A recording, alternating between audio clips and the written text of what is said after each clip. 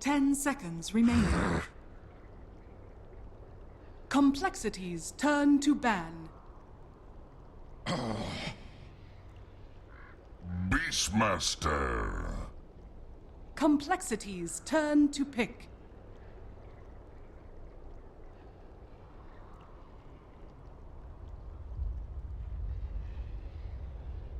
Welcome back, everybody. It was a short game. Number one is Complexity just cleaned house with a rather perfected push strat, it seems, but we have ourselves a game number two, as this is the best of three elimination match for one of these two teams, Complexity and Digital Chaos, trying to determine who's going to be heading into the finals to face up against Elite Wolves, who just had a rather insane series against Mopax. Losing games now. Team Archon. Thank you. Sorry. Moon was poking his head in. Oh, is he still bothering you guys? Yep, clearly. I'm sorry. I was talking to Moon. He wanted to know who I was co-casting with. Oh. Hi Moon. I that means he likes you. Complexities turn I mean, we're pretty chill. I talked to him. Well, I helped him a little bit of TI, but now he's got his new squad, so he's all fancy now. Okay. All right. So what's game number two hold for us? A Beastmaster for Digital Chaos. Complexity taking a lot of Zerg time, it seems, to choose out their 2-3, but Vengeful Spirit's a start for the obvious heroes. You can get like the question's the Lone Druid. I feel like they're wondering like, what do we do here? So they're gonna leave it. They're gonna take the Death Prophet instead. I mean, it feels right. Because you know Death Prophet's going to be banned in a 3-4, especially if you leave the Lone Druid out in the pool and Digital Chaos picks it up. Right? Yeah. So their lineup would be a lot different, right? They'd have to run a safe lane, Yawar, Lone Druid, or put Yawar off a Beastmaster or something like that. I don't know. Do you think Yawar play? I think you would. I mean, you'd have to, right? Like, you should be playing this hero. It's just like when Oracle came out, and everyone's like, all right, you need to, like, someone needs to learn Oracle now, someone needs to learn Earth Spirit, someone needs to be playing Lone Druid, so... Look at the really early gyro pick. When I'm thinking back on that last game, and what... Like, it was obviously the big punishment on the Lone Druid and the punishment on AUI and the Enigma, and I was just looking back at the draft, and I was kind of, seeing, like, what was left in the pool and what was happening during that, and one thing that was left was something like a Witch Doctor instead, you know what I mean? Like, something rather than this greedy Enigma. And if they had something like that in their tool set to stop these aggressive dives, something to actually punish you from how they were able to just dive in there in between the Nature's Prophet as well as the Enchantress. And that's kind of what they were missing. And I wonder if DC will still look to something greedy like that again, or go back to something more like your Witch Doctors or your Winter Wyverns. I mean, if Faceless Void is left out in the pool, which I mean, wait, who has first pick in the next, is Complexity? Complexity will, yeah. So it's probably DC who bans away the Faceless Void. Yeah, definitely, because they have the Venge too. Like, there's no way. Yeah, exactly. Like, it's one of the benefits of opening up. Wow, they're gonna leave it. Okay. I mean, Beastmaster is actually, I would say, in a way, good against Faceless. Oh no, not anymore. Like in the old Faceless Void, Beastmaster was okay, but now it's the utility Faceless Void that stunning him isn't actually that strong if he's already gotten out the Chronosphere. He's just such a good hero now because of that. Because you don't build the damage anymore. A lot of those counters got nullified. Like, it used to be like, oh, you just buy a Yule Scepter, man. Like, that's gonna get rid of all this damage during the Chrono. But it doesn't matter what you do to the actual Faceless Void now. It's your Oracles, it's your Vengeful Spirits. You need to save whoever's inside of there. Yeah. So I think that would still be a really solid option here for DC. I mean, rather for Complexity, sorry, up against DC with that Faceless Void. It's either that or like going towards a Darkseer is something else that they've typically loved here for Swindles. They still pick the Slardar, which is really good against the Gyrocopter too. Faceless Void. I like, yeah, Faceless Void. I felt like it's the like, most obvious pickup. If Faceless Void was banned away by Digital Chaos, I would actually be down with your Slardar choice. I think that it works really well with Death Prophet. You've already have the synergy with Vengeful Spirit. Your Dire side as well. And as you said, I think it works really well against Gyrocopter as well. But Faceless Void felt like the most obvious pickup here as their offlaner. And Digital Chaos... What's good at shutting out Faceless Void and the landing phase? Disruptor. Disruptor's very good. I think that's the hero here. Yeah. If they want to play that, it is something they've gone towards in the past. Reserved time. And Witch Doctor's still there. He's he's not that great against Faceless Void, but he's still a really solid hero. Yeah, you may have to just counterpick Witch Doctor, right? Because if Complexity get their hands on both Vengeful Spirit and Witch Doctor, which already has a lot of synergy in the lineup with, just being a strong healer, sitting next to his Death Prophet. Hey, like, if you're trying to fight into the Death Prophet and pop her, but you have the Death Ward sitting shortly behind, like, it's just not a good scenario. So already there's a lot of synergy, and then you include the synergy with the Faceless Void, that feels like a super obvious pickup. And Digital Chaos got a has to little run concerned. aggression. I like their choice, though. Digital Chaos this time around are focusing on the laning phase, right? It looks like they're going to be running some sort of aggro tri-lane, Radiant team. and then they'll leave Beastmaster alone against Faceless Void, which Beastmaster, I think, wins. I don't think Time Walk will be able to offset just the boar harassment. And I was almost just thinking right there for Complexity, if they might even dive back for a lone druid, honestly. Like, he's this deep still in the pool, up against the Undying, up against the Gyrocopter. I mean, you'd really be sticking it to DC if you did it, but if you could squeeze it into like a safe lane, but it's not typically something they have gone for. So the Enigma, obviously very solid. Again, another little bit of a ban pick here, just to make sure that DC won't get their hands on it, and something they were also well known for back at TI, something that Z-Freak played extremely well. That was the epic, bought the hidden refresher, came back out from the fountain. Yeah. That was insane. It's also a mech hero, which is really important, very helpful to the Death Prophet. I'm still not, like, completely Why no down. Chen, though? Yeah, that's actually... So now they get it. Complexities Yeah. turn to ban. So, okay, this is no longer an aggro tri-lane, though, right? This is now Undying Beastmaster dual off lane, and Gyrocopter sitting safe lane with Chen roaming in. It looks that seconds way, remaining. unless they want to try and go like aggro with. It's so much harder when you're Radiant, though. 5 It's like way seconds easier when you're remaining. Dire side to go kind of into that little aggro zone and use those camps better with the Chen. Reserve time. I'm thinking, like, what are they gonna do in the mid lane? It basically has to be like a Puck or something for DC. I don't even know. Like, there's not many heroes that can survive up against the D-Pre, but you don't have too much roaming coming in. Obviously, with the Enigma being a little greedier, there's no, like, Earth Spirit. And wow, it looks like they just Radiant don't any of team that business. Just ban out the OD. No, it's still an aggro dual lane, right? With Gyrocopter Undying, and then Chen's just gonna follow the Enigma around, like Z-Freak did to AUI last game. Is that it? I don't know. Complexities turn to I'm pick. having a hard time figuring this out. We still need a mid, though, obviously, for Digital Chaos. The OD was going to be banned away. That was obviously one of the best heroes to go against Death Prophet, because she soul siphons you, you just prison it, and you won't be zoned out nearly as well as pretty much any other hero. What's really left, though, that's going to go up against 10 the seconds DP like remaining. this? Viper. Yeah, I guess that's probably one of the best. 5 There's Razor seconds as well. remaining. There's still Zeus if they just want some, like, more magic damage. I'm sure Reserve time. Resolution's over there going, please, no, not Zeus versus DP again. But Yeah.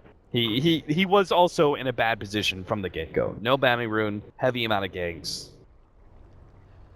That was, I think, the representation of game number 1, the Zeus versus DP, that was an unfair look at that matchup. It's still good for the DP, but Zeus just, there are so many factors against him.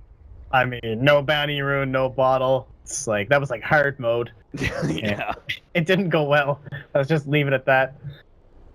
Complexity, they have quite a few options here. If they wanted, like, they can kind of go for a more standard safe lane, like if they wanted their own 10 kind of a seconds juggernaut remaining. kind of business here, something who's fairly survivable.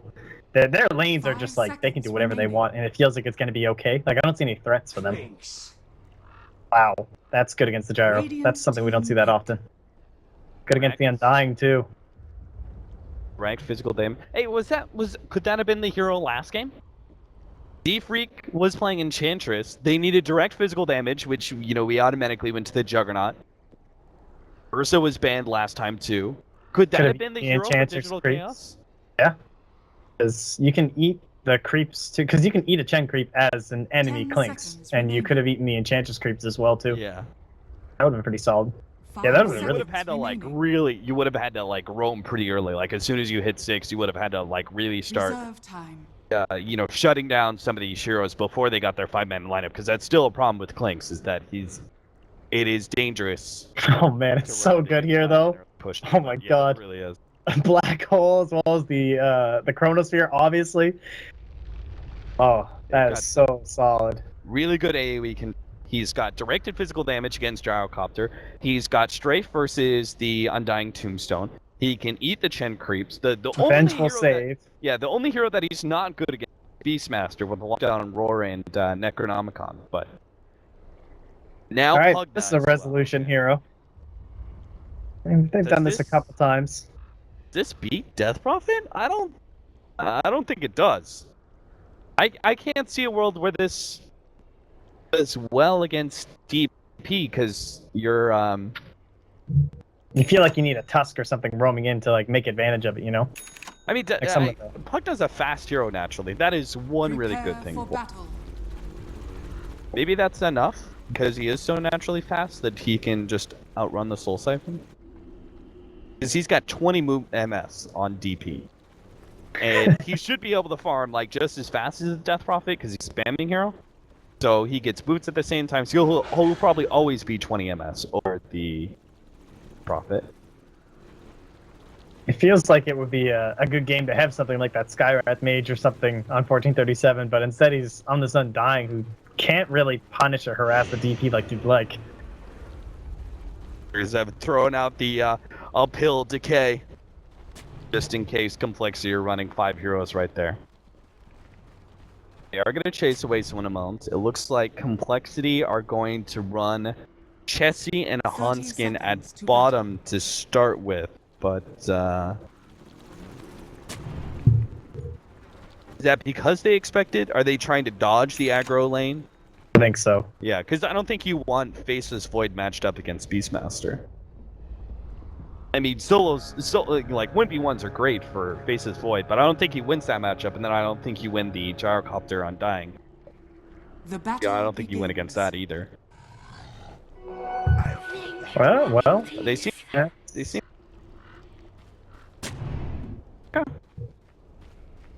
This kind of comes down to, this is interesting, because it's long sustained damage for the Beastmaster, obviously, so you're not going to get a lot of value out of your time walk, as well as the harass of the boar, slowing you down. It's going to be lowering the chance, as well as the amount of time locks you're going to get. I was actually going to take the wave. Okay, all right, it's just a cheeky little plays here. A lot of damage for it, but he does have the summon advantage, so he can kind of kite the creep wave around, I guess, if he wants to. Is he bringing it? He's bringing it straight back to the. I thought he was gonna like kite it around and try and make the. You might do like the lone druid play, where you hold it here with the summon, or just the wave even. Oh, okay. Okay. And he had the branch to be able to get that extra HP after he took so much damage like that. Yeah, this is really solid to the amount. And in counter to that, Smindles is going to do himself a little bit of a pull, which is going to work out perfectly to his advantage. He even has it stacked. That might have just been on accident, but plays were made. And Resolution, he's doing pretty well in the mid lane. Yeah. Seems to be going well. I think with his MS advantage, right? He, like, if Soul Siphon gets laid down, let's see what happens. He just runs himself away. No, slow still enough. Man, he drops all the way to 297 movement speed. Okay. So ridiculous. And there's no boots on either of them either, so Yeah. a lot of this is going to be dependent on rotations, it looks like, in terms of this lane. Dire's I don't know. middle tower is under attack.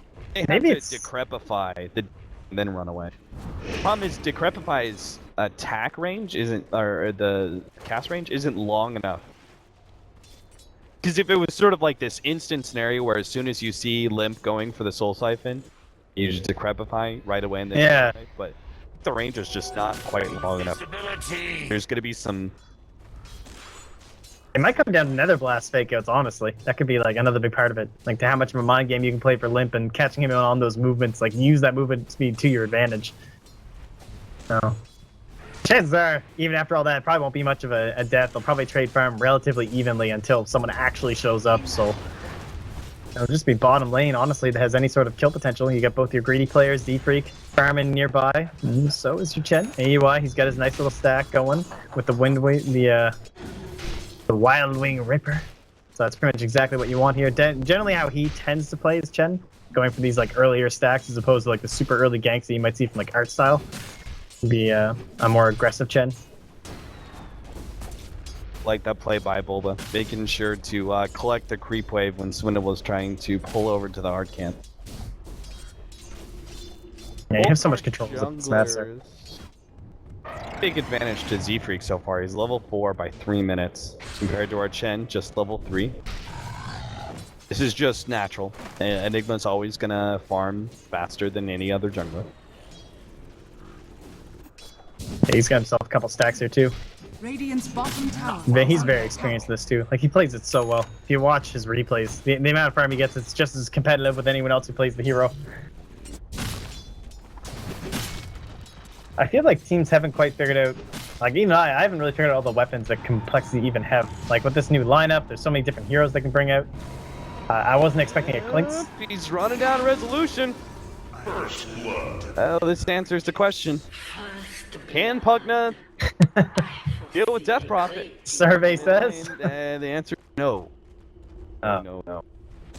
Limp is in a very awkward position. He knows he's going to have to run back around. He wants the creep wave off of him. That's pretty funny because... Oh, he's actually going to stick around. He gets his bottle. Alright, this is... Yeah, he knows he's still kind of trapped though, right? Oh, well, he definitely knows now. AUI's got him dead to rights, I think. He starts level soul is he gonna be at siphoning, this? needs a little bit more damage. The next blast, is it going to be enough? Yeah, he gets it. Picks up the DD and buys his boots before he dies, but it's a lot of lost time for Death Prophet in lane. Resolution's actually going to be ahead when Death Prophet comes back. Yeah, that's honestly so good for DC. Like this lineup, I'm just looking at it right now and thinking, what are they gonna do here? Like this mech needs to come online. They're trying to do kind of this push strat that happened to them last game. Chessie, does he? Oh, he knows they have a sentry. Okay, that's why. He was just afraid he was gonna get caught essentially in that narrow way. If one hero went one, the other hero went the other way, you'd kind of be trapped in. Understandable to play there, and he's just gonna make sure this won't be spawning. Doesn't want them to be able to pull. Try and manage their creep wave. Funny, but I think he wants the 6-minute spawn to go, right? Because he wants to be... Yeah, you gotta eat it. Yeah. Back, but now, he doesn't want that camp. Did AUI has been spotted out here. And I believe this is a Radiant Orb. See it on... Yeah, it's a Radiant Orb. So AUI also knows both junglers apparently content with just wasting the other's time. Well, it's going to favor Z-Freak in terms of levels, but because of that kill he got on top of Limp here, like that early mechanism is what they really need to start triggering this.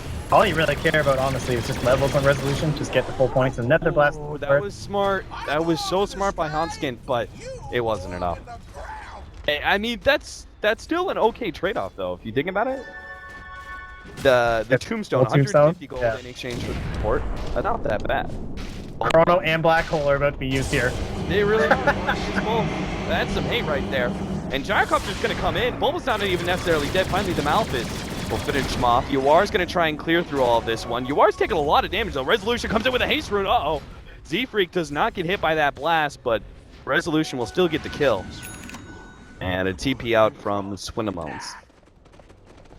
Yeah, and now he's got 6 on Yawar, but not having it when he rotated in there. That probably could have been a double kill, honestly. Like, if he had full mana and call down, but those tools available, and quite not able to get the roar off as well from Bulba, too. Yeah, if he had gotten that roar off, good choice, obviously, why to Malphite, but... Alright, well, there's our Arcane, so it's starting to come together here. A little bit of the plan here. You got 2 points in the Tombstone, a couple more levels on Thievin, wouldn't be too bad here. Now that you do have your, He didn't actually go for Life Drain yet. I mean, not that that's too absurd, I just figured because the Death Prophet, I thought that was going to be the way he'd match up against it, right? Yeah, just stand your ground. She Spirit Siphons, you return the Life Drain, it's this weird sucky back and forth action. Do you do me. Sounds good, man, you know? It's just some Dota 2 action. That's just 6.86 in a nutshell. Valentine's Day just went past, so unfortunately this lesson may be a little too late for some of you, but guys, just reciprocate. That's pretty smart. Onskin's gonna go down. Bulba's gonna be the one to pick up that kill, and they'll turn that into a real quick tier 1. Dire's middle tower. Alright, so now the question is, how do you, battle back? You don't have the lone druid that you're waiting on so much for complexity this time, but this is looking very similar to last game. Gyrocopter obviously very comfortable in this lineup. He's got the ring, the arcane boots, the mechanism being worked on. There goes the roar on the limb. Or run him down pretty easy, DC. Uh-oh. Like, how do you like this push lineup, huh? Having the Nature's Prophet carry, we'll pick up the Pugna mid. Complexity are getting something in return. They know they have to split push. They obviously did not plan on losing the Death Prophet there, but they are getting a tier 1 in return at top lane, and they were trying to pressure the bottom tier 1 at the time. And that is something that both the Enigma and the Klings can do in spades, and perhaps that's another reason why they thought the 4 position Enigma would be. Yeah, no, it makes a lot of sense here. I don't think they're quite getting enough Ram on though. Like, he is now just barely above the Death Prophet, but overall, I feel like you wanted this Klings to be like crazy, you know what I mean? Like, you were expecting him to rotate a little bit earlier, he gets left alone, and maybe they'll start to change in the next few minutes, but it depends what kind of pressure like they can put on right now from the side of DZ. They just need to keep this rolling and like non-stop. Buy out. Oh, he's a bit too late to buy out. Freak dies. Not sure what that was. Oh. Okay. That was pretty unfortunate, because don't you buy out the headdress there and maybe like a magic wand on the Enigma? If you had the ideal like time to be able to buy it, because instead he bought the glove haste. I don't know. Is he like going Midas? And a Midas plus death pack. Nom nom nom. Eat chin creeps all day. I guess. He must have had a queue. That is really odd. I don't know. Alright, well at least they're returning. I was afraid it was going to be like a power outage or something, but looks like it's just some sort of a router issue. Man, that's weird. You don't see a lot of Midas Enigmas, but it kind of makes sense up against the Chen. You do see some of the more unusual heroes start to pick it up, but you would think that early mechanisms would be playing a really big part. I'm not sure if that was intentional.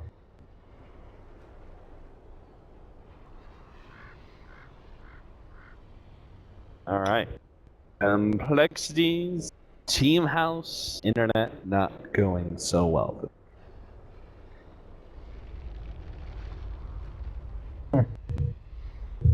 Apparently their internet was still up. That's weird. And it was only their Dota connection.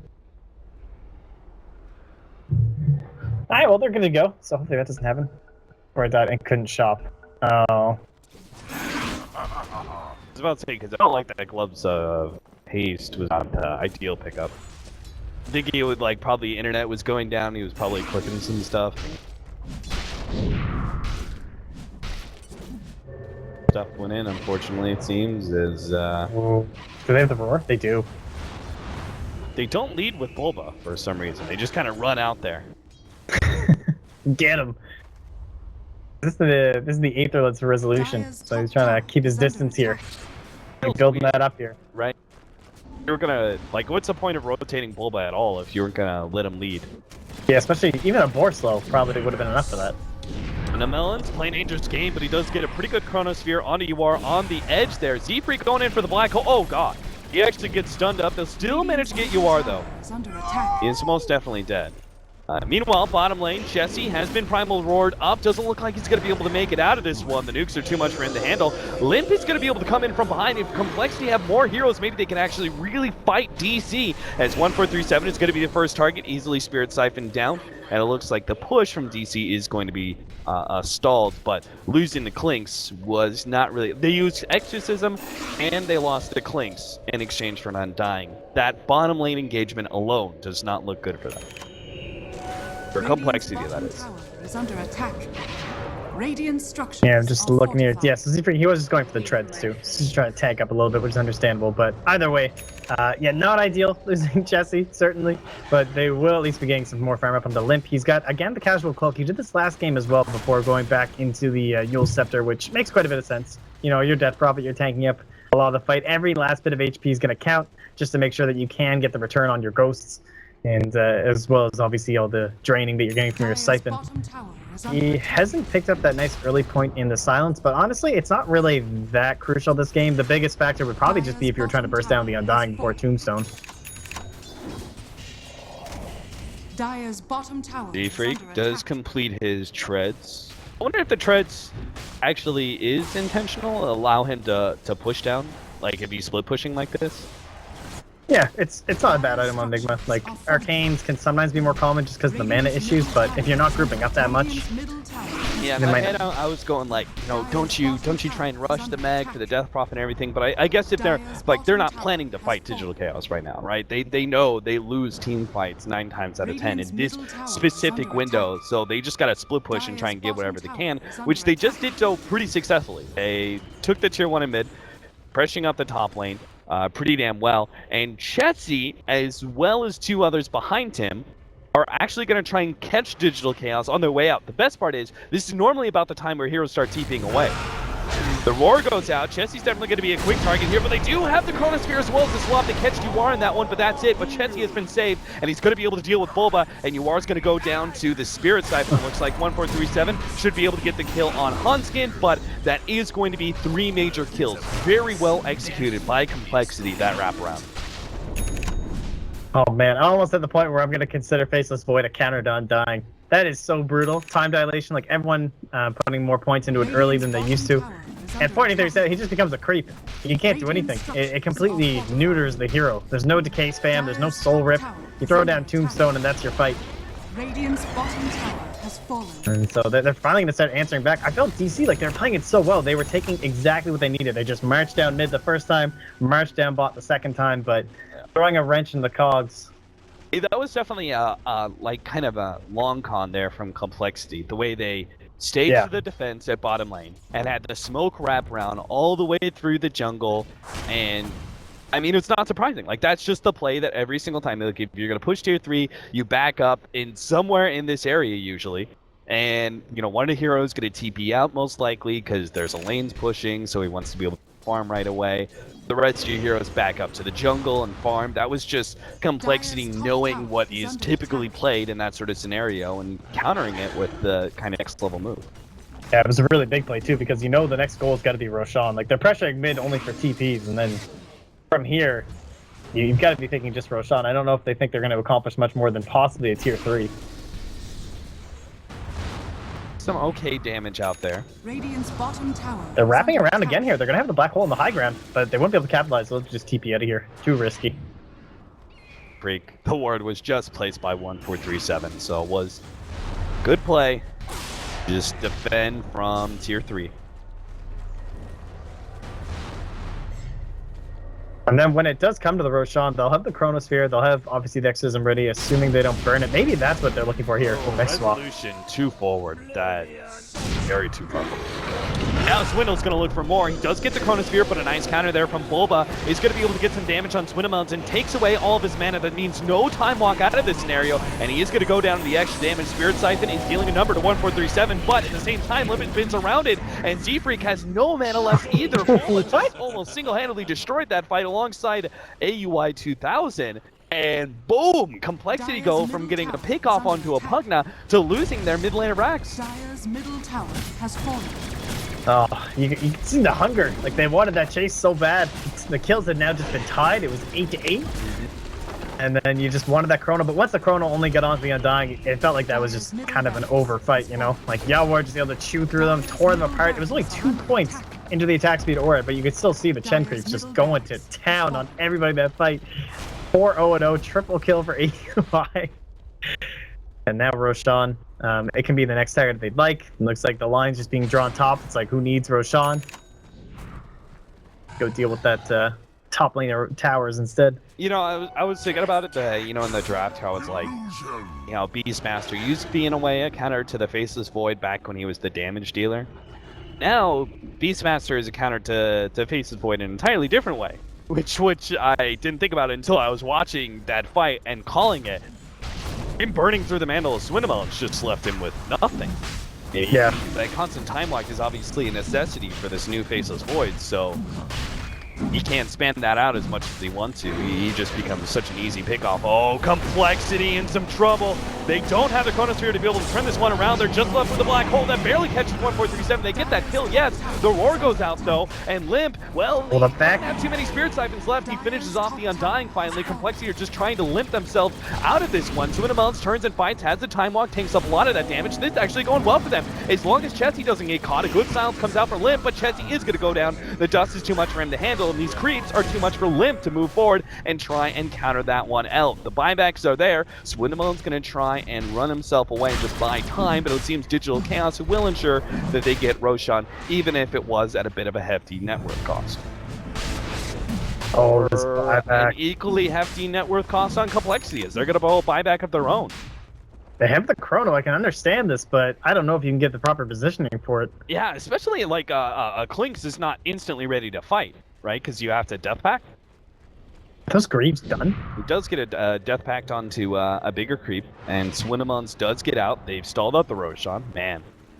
That felt like has DC Greaves. could have just committed to Roshan. Yeah, they're just not playing the riskiness, though. It's understandable. There's no real reason to, but man, he is so rich. He's as rich as his 2 cores. Yeah. Like, he's Greaves in 1,700 gold. That's insane.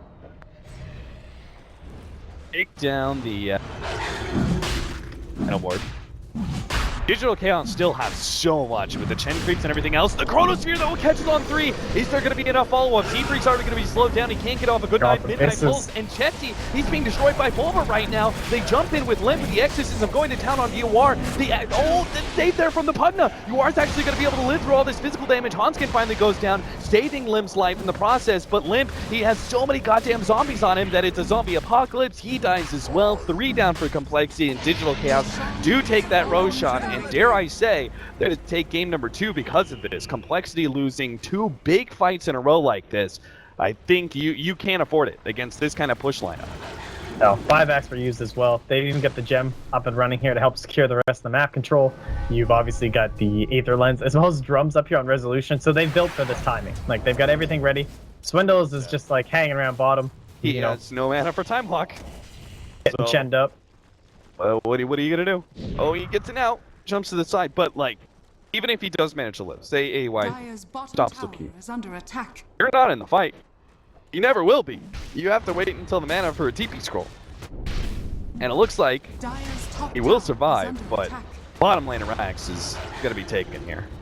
Black hole, no Chronosphere, no Exorcism. Swindle almost has his TP ready to go, but still another 30 seconds until the Exorcism is back up.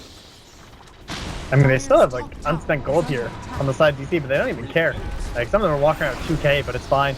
Now we're just walking up there with Aegis, still has call down. Hanskin trying to go for a quick pick off on a resolution, but the Goated Greaves is keeping him alive, and he will be able to scoot on out of that one. Chessie stalled up once again by Bulba, always targeting the Primal Roar and Economicon on him first. Suinamelons on that front lines, but they've already lost the lane of Rax. And they do have the Chronosphere coming up in 3 seconds, but they've already had the send back, so Complexity aren't really left with too much to catch.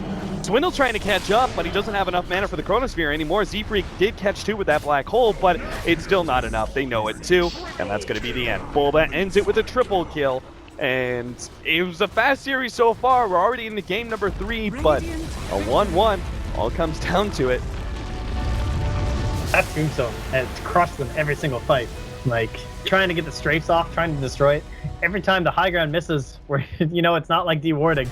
You don't get the guaranteed hits or anything like that, so 14-7 playing a really good game there. And honestly, just the entire draft, like, it started really rough. It wasn't looking like they were going to get this whole push lineup synergy that you really need, and the timings that you need, but once that pickoff happened,